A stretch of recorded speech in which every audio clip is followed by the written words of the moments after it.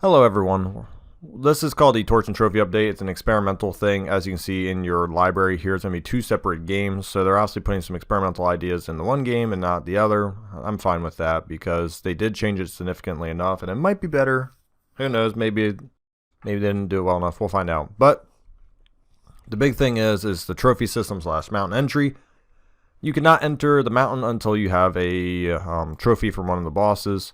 Well, try to incorporate everything throughout, because as you see, there's a new location in the oasis. Don't know if the oasis is going to have a boss. They didn't mention anything, but hopefully it does, because right now the sluice doesn't, but hopefully the oasis does. But you got to get a trophy to enter the mountain. If you don't, you automatically lose.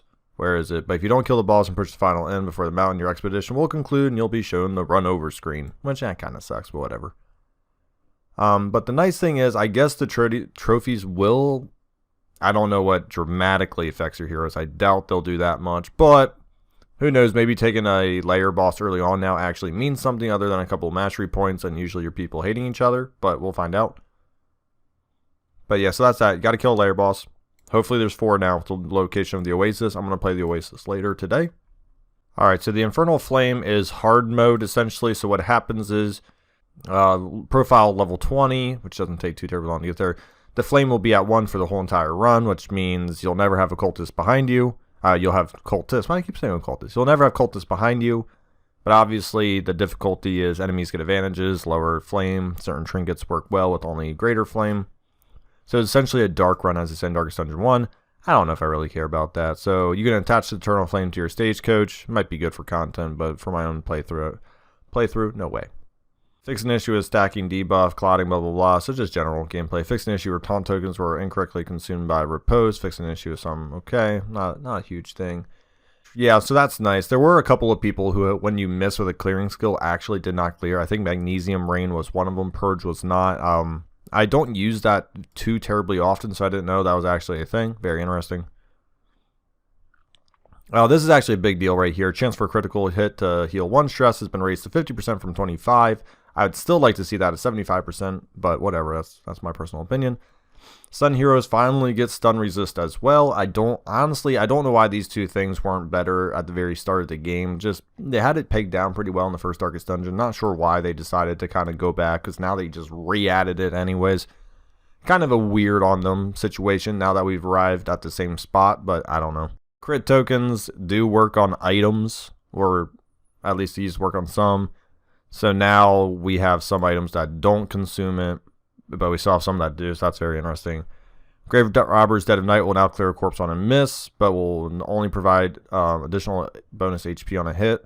Honestly, I never really ran into that issue too much. I mean, obviously, if you had a blind and you would miss, it wouldn't remove the corpse, but it actually would have been kind of nice maybe, because that way you could keep trying again, but because now it clears the corpse and you don't get the HP. At least you had another chance, but that's fine. It's such a small little thing. And finally, they listened about the Hellion. Yes, the Hellion's damage was garbage. Wicked Hack Plus, damage slightly increased, better reflect her roll as a damager. Thank you. You gave her 6 to 8 with no other benefits to it, and you said she was a damager. Like, no way, get out of here. Wicked Hack now applies a non-resistible 75% healing buff to a target with a combo. So that's nice. Like against, I guess maybe the Flesh Eaters, they heal a decent amount. Iron Swan, once again, thank you. Now applies a comp. Thank you. Yeah, Hellion, I'm actually a little eager to play her now that she may not be complete garb. Okay, watch it. She was not complete garbage. But as a damage dealer, I couldn't find a reason to use her. Like, at all. I just could not. Oh, tracking shot's finally better as well. Now prevent the target from gaining dodge. It's actually now worth it against cultist fights going up the mountain, so that's pretty nice. Crush damage slightly reduced, better reflect his role as defender. Ah, man, no. The Man-at-Arms was good, man. I liked him. People have issues with the Man-at-Arms saying he was already not damage heavy, and the designers obviously disagreed. I loved the Man-at-Arms, to be honest. I thought he had good damage, good utility. So they probably reduced him by 1 or 2 on top end and 1 on the bottom. That sucks. I really like the Man-at-Arms. I'll still use them, but it really sucks. Oh, my occultist. Oh, my goodness. You. Okay. Malediction now applies DOTs when the target is damaged rather than hit. Oh. So not hit. So yeah. So I don't use that ability often, but that is a pretty good thing. Malediction DOT. Oh, wow. Increased to 2 points. Okay, that's actually because... Okay. Oh, wow. Okay, Malediction's a lot better now. I might have to try that one day. So, Weird Reconstruction's been reworked. Oh boy, let's go. So, base crit value was removed from the skill as this impact with bleed durations and chance to resist. Base crit value was... alright. The skill no longer uses crit tokens. These are negative. The skill has a 5%, 10% chance to critically heal. Oh, okay. Critical heal bonus raised from 100% to... Oh, no! The skill now has 100% to critically heal when consuming 2 unchecked power. I don't even know if it's worth it, though. Whatever. Here we go. Magnesium Rain will clear... Yep, so we just talked about that. Clears corpses regardless of a miss. That's nice, because that's the only reason why you really use Magnesium Rain. Well, not the only reason, but definitely a big one. Fix an issue causing certain monsters to attack. Finishing blow to fail the respect taunt tokens. I never actually seen that. Interesting. Fix an issue with hard mashes potentially spawning in early biomes. Am I misunderstanding that? Hard mashes? I don't know what that means. Okay. Fanatics Ignited Flaying Series Lunge now correctly applies burn to target. I'm not sure if I ever saw that. Minimum damage of many skills has been adjusted, resulting in slightly higher average damage. Oh! No, the Lost Battalion hurt already, man. You don't have to fix their minimum. Oh well. Fix an issue where Wilbur's shattering squeal, sometimes not AoE. Wilbur is now guaranteed to obliterate when he gets a valid target for it. Disease fiction issue with brittle bones penalty not display on whatever. Okay. Hero Shrines, I'm not gonna lie, guys. Who really cares? I mean, it's not really part of the main gameplay. Once you're done, you're done. And then the general gameplay, we'll quickly go through these because I don't want to take too much time. Friendly skill should no longer consume crit tokens when they're not supposed to. Yeah, okay. Trinkets award unlocking. Reduced trinket award rates due to a wash in trinkets feedback. I don't care about the trinket rewards. I care about the trinket rewards you get are trash. Oh well. Also revise trinket unlock levels. Spread them out a bit more to ensure that there are no profiles or nothing unlocked. Oh, whatever. I don't really care about that too much. Ghoul's no longer missing its corpse occasionally. Never saw that. Fix an issue where items have a plus chance only giving negative if the rest was... Oh, wow. Okay.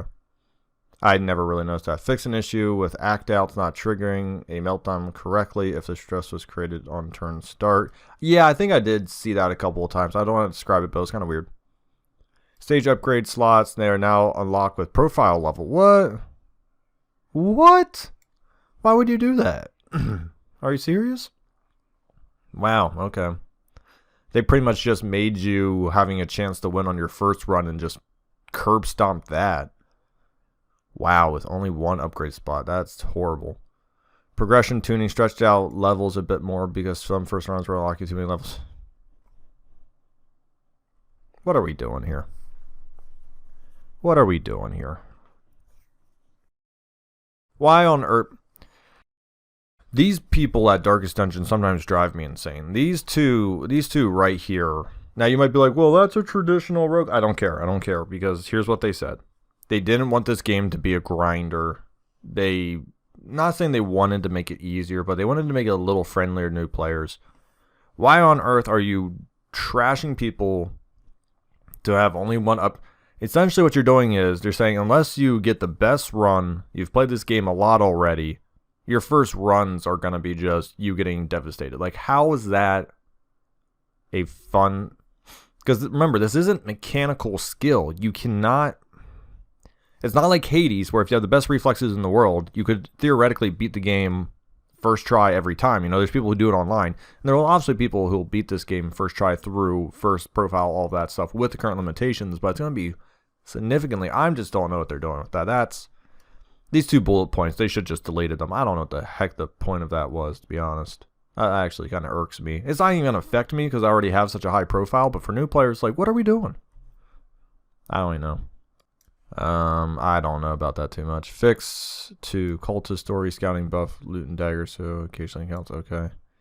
Layers are now auto scouted. Yes. Okay. Removed ambush chance from mountain biome. Oh, I don't know if I ever had that to me. Okay. Interface. The mini map and character sheet can now be opened in the story screen by either right clicking. Okay. The mini map is now toggleable in the store and hospital. Okay. Whatever. Added biome progress label show how far you are in. What? I thought. Okay. Quirk flavored text is now italicized. Okay. Biome progress and leagues to NUI are now hidden at the mountain. Okay. Correctly use the plural of leagues when you have... Oh, whatever. Reformat DOT tooltips when it has a chance to apply or not. Are they actually like giving me... Oh, whatever. Fix an issue with a hero route preference. Okay. Hidden tokens should no longer apply briefly in combat. Fix an issue with target indicator link. Geared pop-up text should no longer play when locking quirks at them. Okay. Fix an issue with destroy tokens and manual destroy. Escape key should not work with all UI emblems tabs across the game. Should not work. Yeah, okay, that's nice. Because it didn't, which was frustrating. Story lists now correctly show losing stress as good gold and gaining as blue. Okay. Fix a soft... Okay. They're miscellaneous. I just want to see if these are all visual performance. Yeah, across game dialogue. Scrolling should feel better. Added a monitor number, selection down, blah, blah, blah. Fix an error relating to apply target. Changing your language. Alright. So, my takeaway with this is there's two things that kind of really frustrate me. Was the limiting new players. Don't know why the heck that's even a thing. And also, they didn't fix the relationships. Why in crap's name do I still have to get interrupted by my relationships flying in my face? That was one of my biggest... Now, honestly, I'm not the only person. Maybe it doesn't bother everyone. But it really bothers me. There's no reason why you gotta flash this crap in my face because someone did something on a high frequency. And they didn't mention relationships. I think that's like the biggest, buggiest thing they got. And they completely skirted around it. They think their relationship system's great. I'm telling you, it's not horrible, but it's definitely not what they originally envisioned it to be. And the other thing is the Oasis and boss heads better give actually good positive stuff, because if they don't, gosh, they're going to be run killers where everyone's going to be killing the librarian because the frickin' Sleeping General and Harvest Child are so friggin' tough. Thank you for watching. I'm definitely going to play the experimental run in the future here as there's some good stuff. I'm definitely going to try out the Hellion because the Hellion needed a buff, absolutely. No one else really got touched too terribly bad, which is fine. Thankfully, it didn't touch my leper because my leper is still going to be someone to lean on. Thank you.